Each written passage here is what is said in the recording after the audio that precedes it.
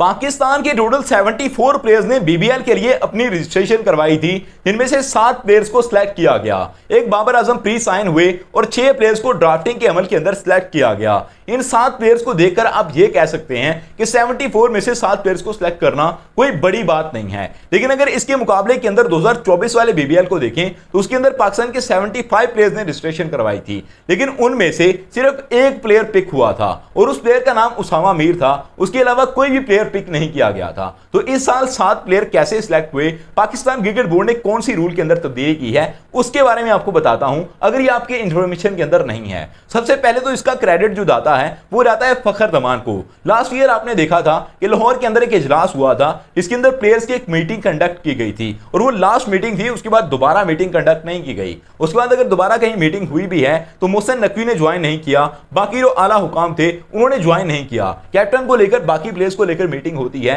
लेकिन ये हुकाम ज्वाइन नहीं करते, क्योंकि उस दफा मीटिंग के अंदर काफी ववेला हो गया था और ववेला मचाने वाला बंदा था फखर जमान, और उसी चीज की वजह से इनको काफी चीजें भुगतना भी पड़ी। इन्होंने अब्दुल वहाब बाला साहब, जो कि पाकिस्तान के क्रिकेट बोर्ड के एक अहम पर्सनैलिटी थे, उनको काफी बातें सुना दी थी और ये बातें सुनाई गई थी एनओसी को लेकर कि प्लेयर्स को एनओसी नहीं दिया रहा था। 3-3, 4-4 महीने गुजर जाते हैं रिक्वेस्ट डाले हुए, एप्लीकेशन को डाले हुए 3-3, 4-4 महीने गुजर जाने के बाद भी कोई भी रिस्पॉन्स नहीं आता है, जिसके जवाब के अंदर तमाम लोग खामोश बैठे हुए थे। फिर उसके ऊपर मीटिंग करके एक फैसला दायर किया गया था कि आने वाले वक्त के अंदर किस तरह से एनओसी देने हैं। फखर जमान उस चीज की वजह से मुश्किल के अंदर जरूर गए थे, उनका अभी भी कैरियर खतरे के अंदर उसी चीज की वजह से पड़ा हुआ है। अब्दुल वहाब वाला को जो बातें उन्होंने सुना दी थी उसकी वजह से पाकिस्तान क्रिकेट बोर्ड ने रूल को चेंज कर दिया और अभी प्लेयर्स के एनओसी को लेकर मामला बिल्कुल क्लियर हो चुका है। अभी जिन प्लेयर्स ने बीबीएल को खेलने के लिए जाना है उनको एनओसी जारी कर दिया गया है, लेकिन बीबीएल का जो क्लैश होता था एनओसी के साथ वो कुछ खास ही रहता था।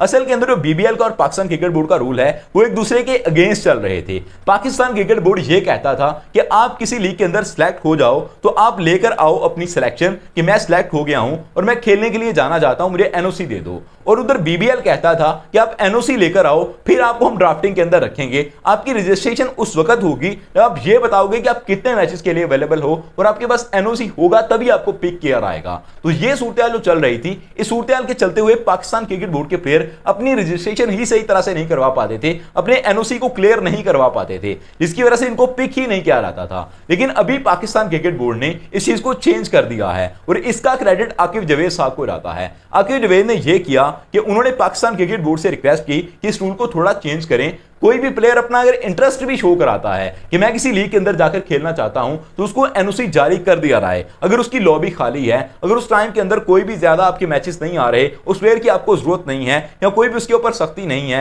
तो आप उस प्लेयर को जाने की इजाजत दे दें, उसको एनओसी दे दें। इसी चीज के चलते हुए बाबर आजम को सबसे पहले एनओसी दिया गया, फिर मोहम्मद रिजवान आए, उसके बाद शहीन शाह अफरीदी आए, हारिस रऊफ आए, तमाम लोगों को एनओसी दे दिया गया है और इनको जाने की इजाजत मिल चुकी है। बीबीएल के अंदर इन तमाम लोगों ने जब अपना एनओसी क्लियर करवा लिया तो उसके बाद इनको बड़ी आसानी के साथ पिक कर लिया गया और पाकिस्तान के 7 प्लेयर सिलेक्ट हुए हैं बीबीएल के अंदर। ये अपना एनओसी लेकर बीबीएल के अंदर गए थे, जिसकी वजह से इनको पिक किया गया है। और तीसरी चीज ये थी कि पाकिस्तान के कोई भी मैचेस नहीं आ रहे हैं। जब मैचेस कोई नहीं आ रहे तो पाकिस्तान के सारे प्लेयर फ्री होंगे और ये बीबीएल के फुल सीजन के लिए अवेलेबल होंगे। इसलिए बीबीएल की इंतजामिया ने सोचा कि इनको हमें पिक कर लेना चाहिए और इनको जब हम पिक करेंगे तो ये सारे के सारे मैचेस खेलेंगे, दरमियान में से दौड़ेंगे नहीं। बाकी टीमों की कुछ सीरीज भी चल रही थी जिसकी वजह से थोड़ी डिस्टर्बेंस हो सकती थी, इस वजह से इन प्लेयर्स को पिक करने का फैसला किया गया है। अब देख रहे हैं कि पाकिस्तान क्रिकेट बोर्ड के ये प्लेयर बीबीएल के अंदर जाकर परफॉर्म कैसा करते हैं। Subscribe channel for more videos. Thank you, all of you to be with us.